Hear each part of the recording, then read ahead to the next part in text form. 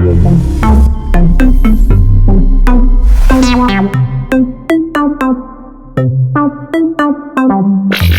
okay, let's just go into this one. This is Easy Mill's sister called Raining Sorrow, Dysth3mia, right? She's also a crazy talent. She's gonna blow soon as well. I personally think that she should blow. I think she's brilliant.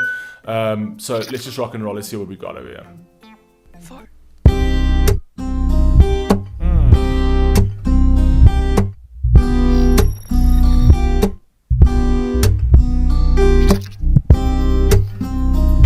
Hey, again with the guitar. You guys know me with the guitar.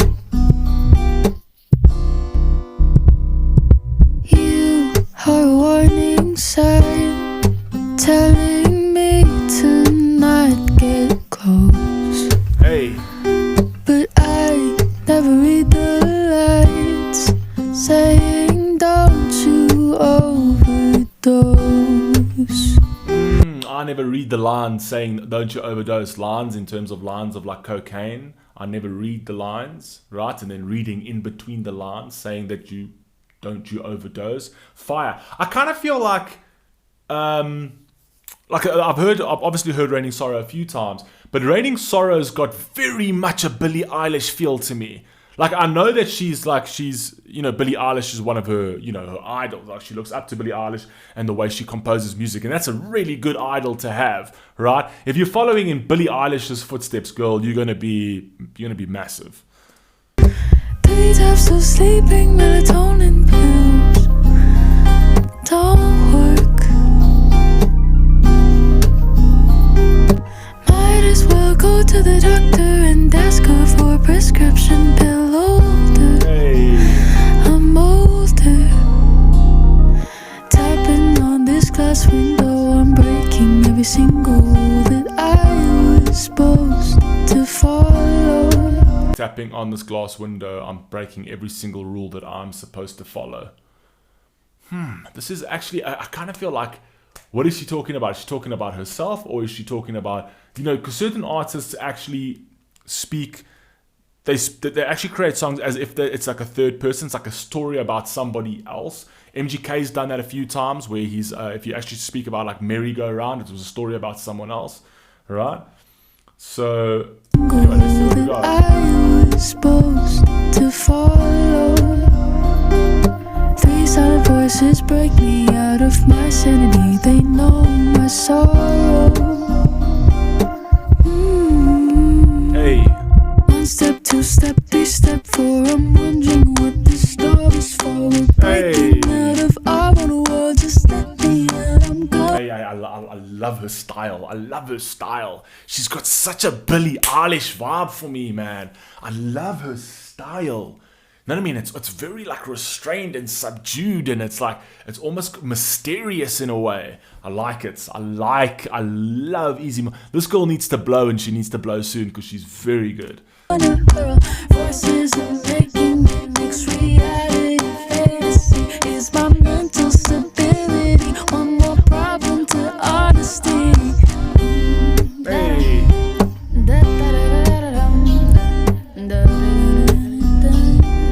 I love that the tapping on the body of the guitar. That ding, ta, ding, ding, ding, ta, ding. Ta. Actually tapping on the guitar is so awesome.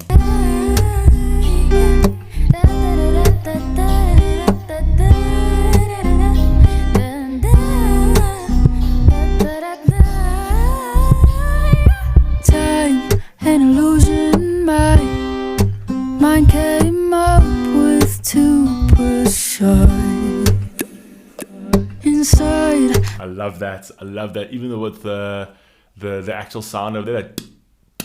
too precise. Inside this religion, my loved ones came up with to not die.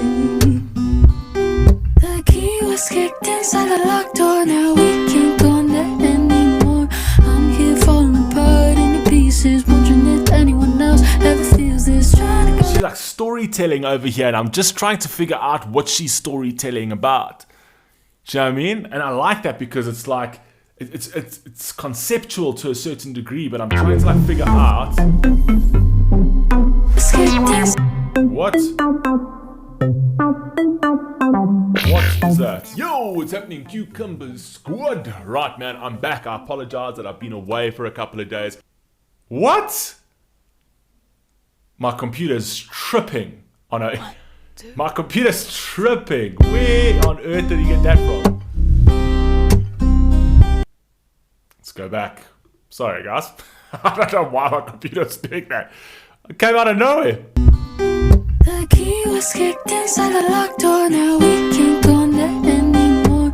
I'm here falling apart into pieces, wondering if anyone else ever feels this. Trying to convince my brain it's a lie that I actually don't really want to die, but it's actually getting tiring to think of next morning. So I kind of feel, okay, so now that I'm like listening, I'm trying to piece this whole thing together. So I kind of feel like this whole song is about her just being in her mind, right? So she's consistently, every single thing, like when she goes to sleep at night, she wakes up in the morning, she's consistently in her mind, and she's painting these pictures consistently in her mind, right?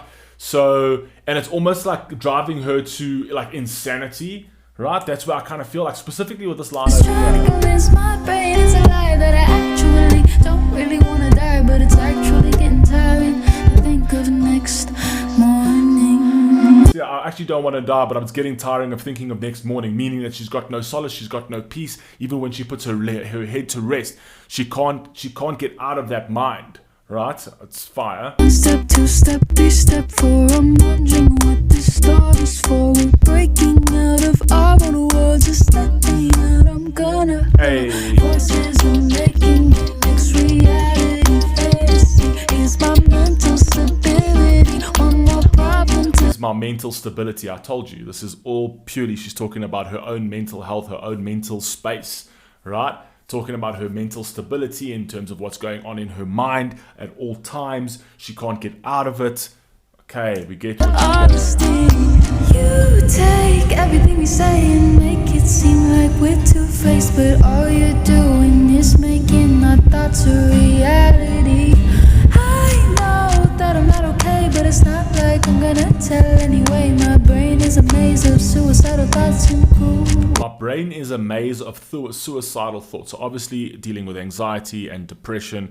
There's a lot of people actually dealing with that. Specifically, you know, mental health is a very, very big thing. Now, we speak about this on many different artists. A lot of different artists speak about this, like 21 Pilots, Tyler Joseph speaks about it, MGK has spoken about this. There's a lot of artists that speak about this. And I like the fact that she's actually also, you know, she's going down that avenue as well, because it's crazy. And the problem is, I kind of feel like mental health and mental stability in the world we're currently living in is more prevalent because of how much harder things are, because of what we're going through, because of, you know, it's not as easy to find jobs.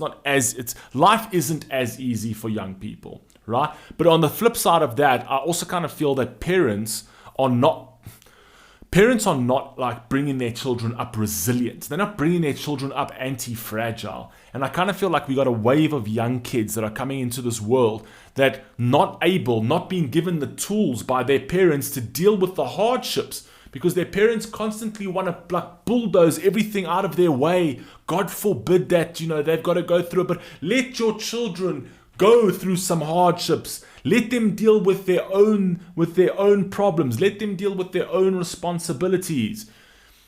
Because there is more and more and more of that happening because we're not bringing our children up anti-fragile. Obviously, there are also the cases where, there's anxiety and depression, which is just something, it's a chemical imbalance in your brain, and there's nothing you can do about it. That's just a mental, it's a mental disorder. I've got friends of mine that suffer with that, and they've got to go on antidepressants and things like that. So you can never take away and you can never judge what someone's going through regardless of what it is.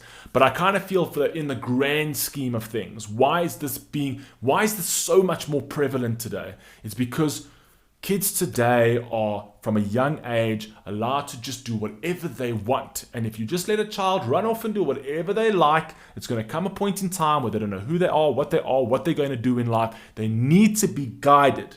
They need to know what authority means. They need to know what it means to answer to somebody. They need to know what consequences are, responsibilities are.